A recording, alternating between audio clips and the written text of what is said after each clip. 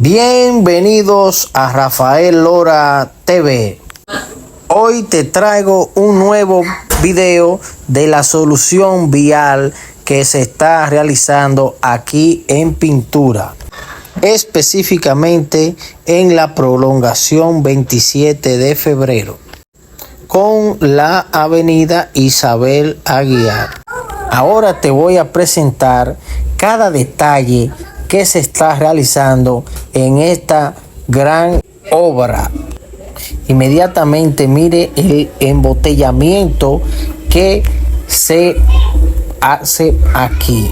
Por eso les digo en cada video que si ustedes pueden evitar pasar por aquí, evítelo en hora pico.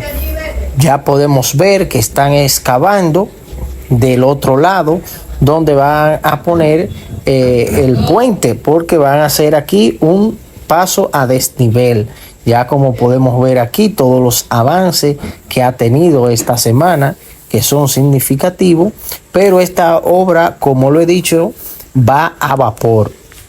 Espero que te guste el video y regálanos un like, pero sobre todo compartir con amigos y familiares.